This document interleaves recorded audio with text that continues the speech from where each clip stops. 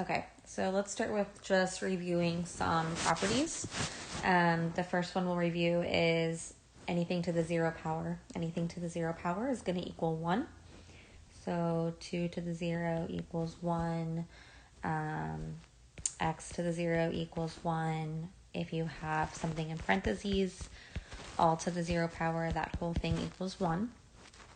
The next property that we're going to look at, this is one that students really have a hard time working with and remembering, but it's dealing with the negative exponent. So a negative exponent either turns a number into a fraction and puts it in the denominator, or it will turn the denominator into the numerator and you make the exponent positive. You're always going to want to just kind of flip where the exponent is located. So for example, 2 to the negative 1 would be the same as 1 over 2 to the 1. So notice that the number gets put in the denominator and the exponent becomes positive, and we know that's the same as 1 over 2. If it's already in the denominator, so let's say I had 1 over 2 to the negative 1, then I'm going to move it to the numerator, or in this case it would just become a whole number.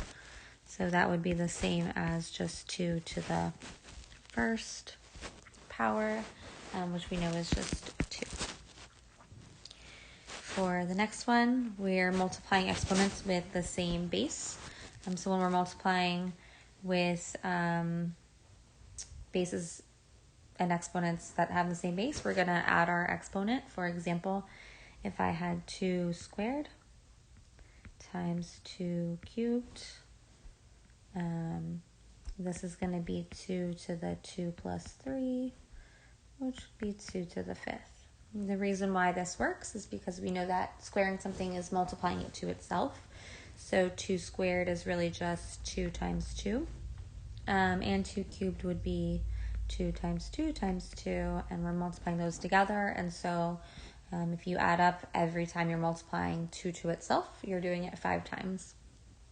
1, 2, 3, 4, 5. And so 2 to the 5th. Division works similarly, except when I'm dividing with the same base, I'm going to subtract my exponents. So if I had 2 cubed divided by 2 squared, I could rewrite this as 2 to the 3 minus 2, which is 2 to the 1, or just 2. For the next one, just be careful with this one. Students, they think that they're always going to distribute the exponent, but you're only going to distribute the exponent if there's multiplying in there. So what that means is that if you had like x plus y, whoops, I did that wrong. There we go. You had x plus y to the n, you could not distribute your exponent. So an example of this property would be like 2x to the third. And so because it's 2 times x on the inside, I'm going to rewrite this as 2 squared x cubed. Make sure, oh, not squared. Oh, go back. 2 cubed x cubed. Make sure that you're distributing the 3 as an exponent. Another mistake that I see happening is I see students that want to multiply 2 times 3. Like, you guys are pretty good at identifying that it would be x cubed, but I do see the mistake of students wanting to multiply those. Remember, you're distributing that as an exponent, so it has to stay as an exponent. 2 cubed is the same as 2 times 2, which would actually be 8x cubed. On the next page, I have an exponent raised to another exponent. And so this property tells us that if we have an exponent raised to another exponent, we're going to multiply our exponents. So for example, x squared cubed would be the same as x to the 2 times 3, which would be x to the 6th. The reason why this works is because I'm just going to show an example with numbers. So if I have 2 squared cubed, that would be the same thing as saying it's 2 squared 3 times. So 2 squared times 2 squared times 2 squared, which we also know squaring something is multiplying it to itself. So I'm multiplying 2 to itself 3 different times.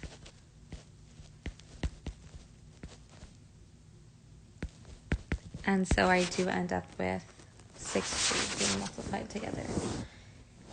For the last property, we went over this in the beginning of the year. So if you took your Math Nation books home, I would really recommend that you go back through and look at these. This was in the very first unit that we did towards the end, and so it might help you to go back and just kind of review those notes. But we know that a denominator.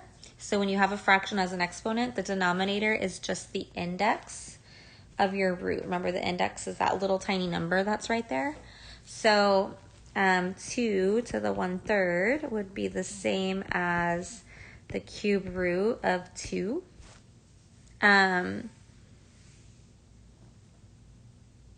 Or vice versa. The one thing that I want you to also think back to is if we had like the square root of x, if there's no number here, then it's automatically a 2. So it might help you just to kind of fill that in. And so we could write this as x to the 1/2. In this first example, it says convert 1/2 to exponential form. And so that means that I want to use an exponent in my answer. And so I'm going to write 1/2. I know that this 2 has an exponent of 1 that we don't see. And I know that anytime that it's a fraction, it just means that the exponent was originally negative for the denominator. So this would be the same thing as 1 times 2 to the -1, which is just 2 to the -1. So that would be converting it to exponential form. So we're going to practice some simplifying. I have the same base here, same base here. So that means that I can use my property of exponent and say that it would just be 3 to the 2 plus 5. So I'm multiplying with the same base. So I'm going to add those exponents, which is the same as 3 to the 7th. And I don't have a calculator on hand, but you could do that in your calculator by doing 3 times 3 7 times. But I'm just going to leave it as 3 to the 7th for now. So this is going to be, I'm dividing with the same base. So I can subtract my exponents. So always subtract your top from, or your bottom from the top. So the top's always going to come first. So it'd be 4 minus 3, which is 2 to the 1, which is just 2. We did talk about the property of distributing. So I mentioned that distributing the exponent works with multiplying. It does also work with addition. It just does not work with addition or subtraction. So because it's dividing in here, I can distribute this squared as an exponent. And so remember, I'm not multiplying those. That 2 is an exponent. So it would be 5 to the 2nd over 2 to the 2nd. And then 5 times 5 is 25. And 2 times 2 is 4. Okay, so for this next one, I have, we're looking at so we have the nth root of x to the m. So I want to show you how this works. And so we did, again, talk about this in the beginning of the year. So you can look in your Math Nation book if you brought it home. And you can also look, you still have access to Math Nation, so you can watch those videos as well, just if you need to see it being done by somebody else other than me, or the videos from eSchool. Those are also available to you. But this is going to be the same thing as x. The exponent stays as your exponent, but that index is going to become the denominator. So it'd be x to the m over n. So just to kind of show you an example, if I had the square, well, let me go back. So the square root of x cubed. So you might see something like this. Remember that if there's no index, it's automatically a 2, so you can just put that 2 there. And then to convert it, it would be x, and then to the 3 over that index becomes your denominator, so 3 over 2. The reason why this property is important is because we can use this property to just kind of help us simplify, and so we'll see that later on. And what makes this section a little bit harder is because, you know, exponents are a little bit difficult as it is, but then add fractions to it, and I know how much you guys love fractions, so you know, it does make it a little bit more complicated. So make sure that you're reviewing those, not just the properties of exponents, but also the fraction properties as well. So let's look at A. So for A, we have 5 to the 1/3 to the 3rd power. So I have an exponent to another exponent. So I'm going to multiply those together. That's called the power to a power property. And now I just need to look at how to multiply fractions. So to multiply fractions, you want to multiply straight across. So you're not cross multiplying. That's another big mistake that I see. You're just multiplying straight across. Now you'll notice that the 3 isn't a fraction, but we can always make it a fraction to make it a little more user-friendly by just putting a 1 underneath it. And so now I can just literally multiply straight across. Notice that I'm not doing anything with the 5 right now. And so 1 times 3 is 3, 3 times 1 is 3, and 3 divided by 3 is 1. So 5 to the 1st power, which is just 5. Okay, let's go to the next one. So now I have 3 to the 1/6 times 3 to the 2/6. So you'll notice that I have same base, and I'm multiplying. So I'm going to do this by adding my exponents. So I'm going to keep the base the same. You only need to write the 3 one time. And then I'm doing 1/6 plus 2/6. And so we're going to have to add those fractions together. So to add fractions, we want to make sure there's a common denominator. In this case, there's already a common denominator, so this already makes this problem a little bit easier for us. But sometimes you don't have a common denominator, and so just like if you were adding fractions without the base, you would still have to just make a common denominator. But in this case, we already have a common denominator, so then once you have a common denominator, you're just going to add the numerator. No, I cannot write and talk at the same time, but those of you that have me as a teacher already know that, so you're used to it, and if you don't have me as a teacher, I don't know, you'll get used to it. So 3 to the 3/6, and then I do want to make sure that I'm simplifying my end exponent, and so 3 over 6 can be reduced to 3 to the 1/2 by dividing the top and bottom by 3, or the numerator and the denominator by 3. Okay, and so for part C, now I'm dividing with the same base, so I have same base, and I'm dividing, so I know that I'm going to subtract my exponents and keep the base the same. So it'd be 4 to the 5/6 minus 1/6. And that's going to be 4. We already have a common denominator again, so that makes this problem much easier. And then 5 minus 1 is 4. And then I just want to make sure that I'm simplifying that exponent. So 4 and 6, their greatest common factor would be 2. So I'm going to divide 4 by 2 and 6 by 2.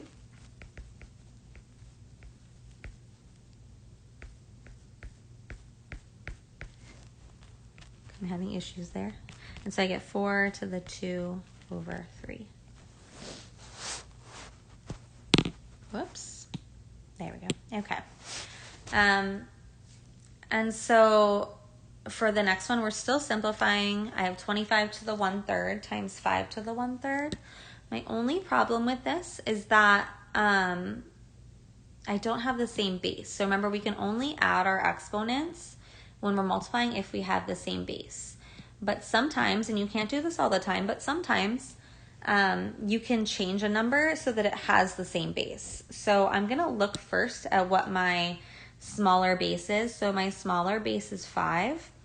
And so I'm going to see if I can rewrite 25 using 5 as a base. So that means I'm going to have to use a base and an exponent. So if I want my base to be 5, well, I know that 5 times 5 is 25. So 5 squared would be my 25 rewritten using a base and an exponent. And so now I'm just going to replace 25 with 5 squared. I still have to the 1/3, and then times 5 to the 1/3.